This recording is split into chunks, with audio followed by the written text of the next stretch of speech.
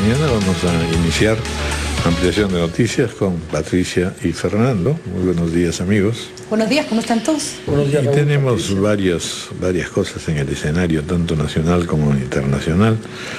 Por lo pronto vamos a estar ahora con Alfredo Torres, que está llegando justamente, presidente ejecutivo de Ipsos Perú, presidente de CADE Ejecutivos 2016, Desafío 2021. La oportunidad es ahora, que tendrá lugar del 30 de noviembre al 2 de diciembre en Paracas. Muy buenos días, Alfredo, gracias por estar con nosotros. Muy buenos días, Raúl. Estás venido corriendo, me parece, sí. Alfredo, ¿cómo estás? Siempre siempre los ejercicios matutinos. Nos juega pasadas con el semáforo. Los ejercicios matutinos son así. Bueno, lo primero vamos a conversar un poquito sobre qué ha pasado con Estados Unidos y sobre todo las encuestas, ya que es un terreno que tú conoces bien, ¿no? Y en Colombia igualmente. Bueno, no siempre son acertadas. Bueno, hay una diferencia además entre lo que el público va diciendo a lo largo de los días y el día final, ¿no es cierto?, en donde se toman decisiones o en fin se cambia de temperamento, no sé, pues hay una serie de factores imponderables.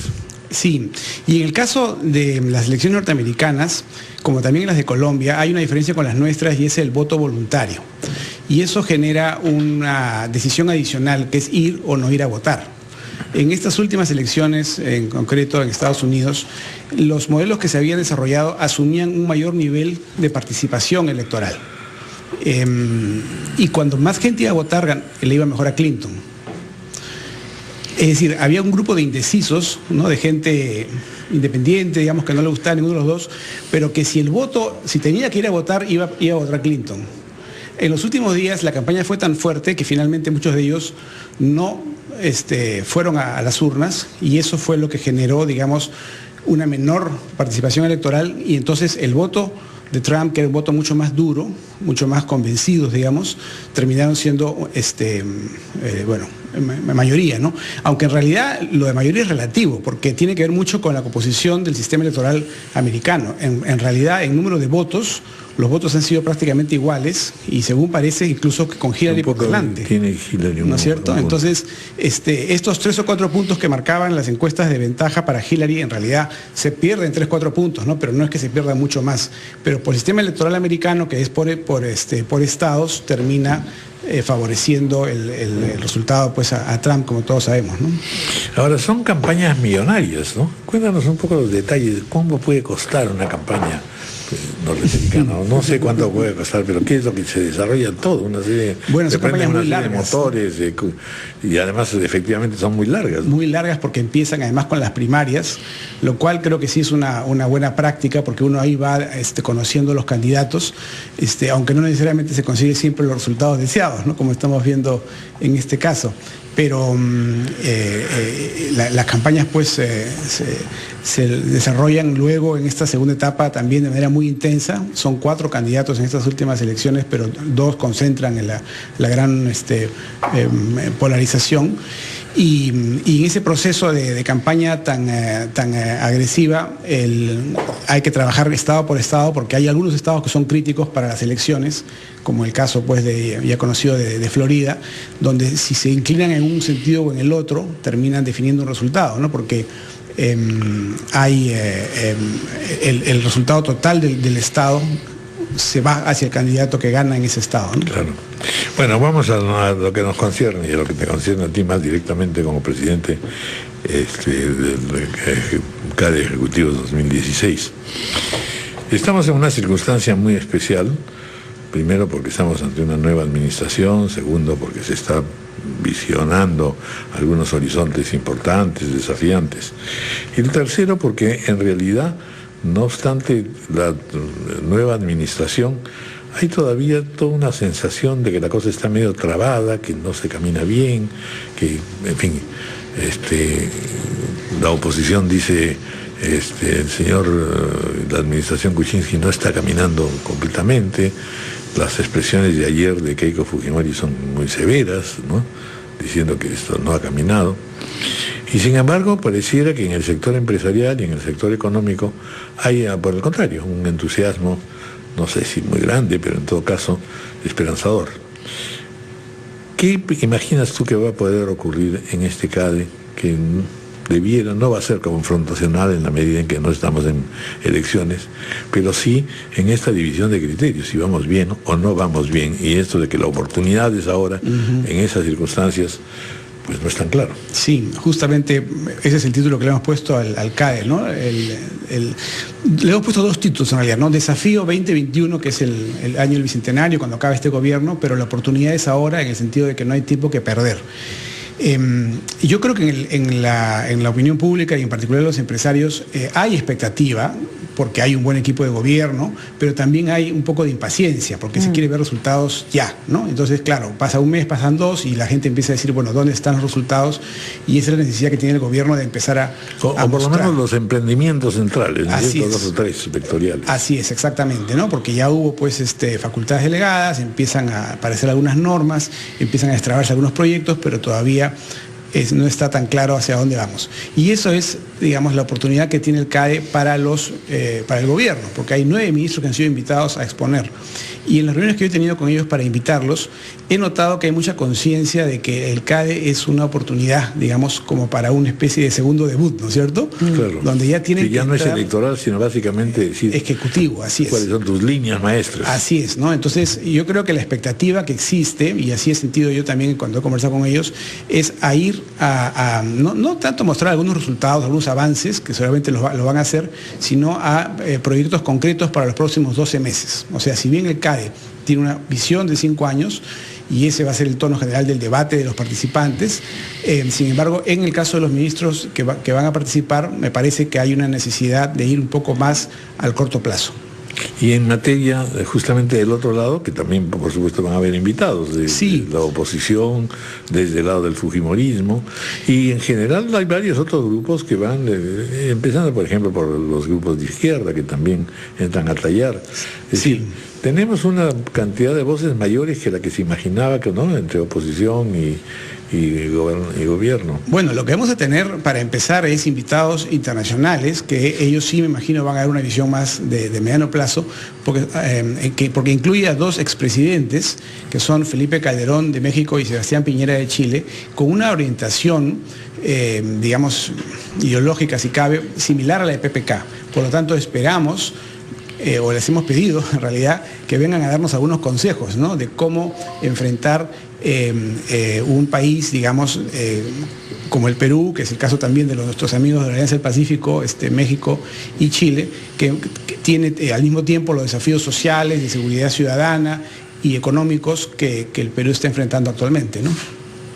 O sea que como invitados extranjeros los más importantes políticos al menos van a ser los expresidentes de México, que no se puede presentar otra vez porque en México no hay reelección, y el otro es el de Chile, que sí se va a presentar y que de hecho está liderando sondeos en Chile, ¿no? Así es, o sea, eso va a ser muy interesante escucharlo, ¿no?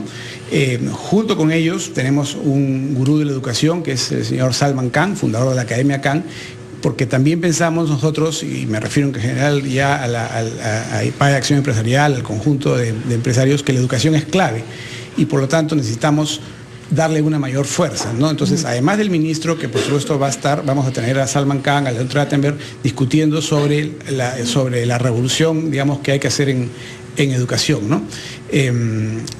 Tenemos empresarios peruanos como Carlos Rodríguez Pastor, que suele tener un perfil muy bajo, pero que lo hemos convencido de que participe esta vez. También nos va a transmitir su visión. De él también esperamos una visión un poco más de mediano plazo. Pero en todos los otros temas probablemente vamos a tener ya discusiones más aterrizadas en el corto plazo, ¿no? En cada uno de los temas, que a su vez los hemos dividido en 2 bloques. Hemos empezado por el tema social, o sea, lo que más le preocupa a la gente: educación, salud, seguridad ciudadana, corrupción. Y luego vamos a entrar al tema, digamos, más empresarial, ¿no?, que tiene que ver con la economía, la infraestructura, la producción, ¿no?, los sectores de oportunidad. Y ahora, la CADE suele reunir empresarios y personajes políticos, sobre todo del Ejecutivo. Pero esta vez el Congreso tiene un peso particular, tan particular que puede terminar siendo más ejecutivo que el propio Ejecutivo, puede acelerar una serie de trámites, normas, es más, son los que le están poniendo en la aceleradora. Pero Pablo Kuczynski, ¿va a haber presencia de congresistas o de la presidenta del Congreso en esta próxima cadena? Sí, vamos a tener a dos congresistas, a Pedro Lachea y Úrsula Letona, y también vamos a tener a alguien que no es congresista, pero que es muy influyente en el partido, digamos, que controla el Congreso, que es el señor José Klimper. Entonces va a haber también un debate, digamos, que integre con algún peso al principal partido hoy día del Congreso, ¿no? Ahora, de todas maneras van a haber evaluaciones. Yo les voy a plantear 3 temas sobre, a ver cómo considera usted que pudieran abordarse, o con más o menos intensidad. La primera es en realidad esta convivencia, ¿no?, la bilateralidad de la política peruana. ¿Qué va a pasar? Ya la reaparición de Keiko Fujimori nos está anunciando, de alguna manera, no crean que estoy dormida, ¿no? Voy a empezar a decirlo, ya dijo además que es desilusionante hasta ahora la actuación. Lo segundo, efectivamente, cuánto de reflejo de un desconcertante que hay con respecto a cómo está caminando el gobierno, la mayoría se ponen de acuerdo con el Congreso o no, hay o no una unidad manifiesta en el Consejo de Ministros, o por el contrario, son muchas figuras individuales y no se nota una política de conjunto. Y lo tercero, que es en realidad algo que ha estado muy presente en todos estos días, ha sido fundamentalmente la convivencia entre gobierno central y gobierno regional. Es decir, hay no solamente gobiernos regionales, sino hay un intento de estar muy presentes de casi todas las regiones para que se les escuche y para que tengan ahora sí mayores, no ayudas, sino mayor comprensión y destraves de parte del Ejecutivo. Sí. Bueno, yo a nivel del Ejecutivo sí veo un equipo cohesionado, digamos, un equipo que trabaja bien, que se lleva bien en conjunto. Evidentemente unos con mucho mayor capacidad de comunicación que otros, con mayor liderazgo, con mayor manejo de su sector, y otros todavía que no están terminando de convencer que están a la altura del cargo, ¿no? Pero el primer ministro que coordina, en fin. Evidentemente es un ejecutivo que no tiene una bancada con la cual tenga el mismo nivel de integración, ¿no? Es una bancada que sí tiene, pues, algún fraccionamiento. Pero sí me parece que desde el Ejecutivo está claro que necesitan entenderse con Fuerza Popular, que es el partido que, digamos, maneja el Congreso. Y me parece que Fuerza Popular también entiende que no puede estar, pues, en la oposición absoluta los próximos 5 años, ¿no? Entonces, inevitablemente, quieran o no, se tiene que ir a una convivencia, incluso a un cogobierno en algunos aspectos, ¿no? Entonces, pero es una relación difícil. ¿Se escuchan mutuamente?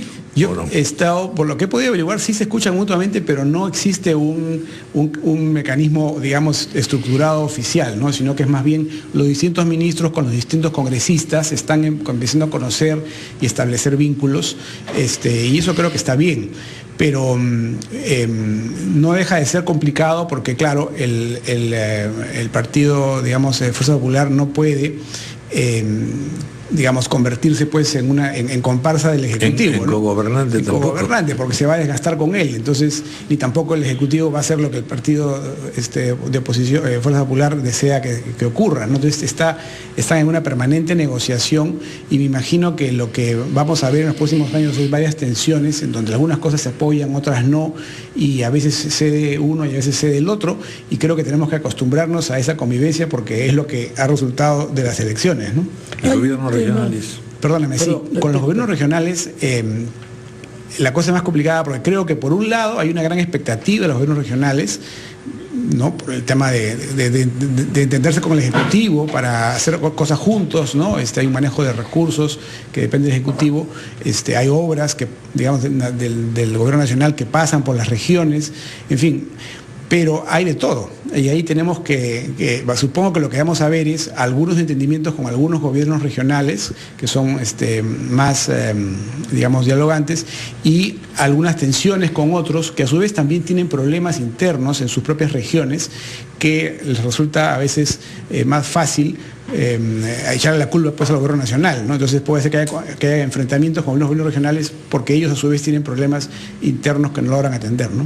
Vamos a hacer una pausa y luego entra Fernando, 8:22.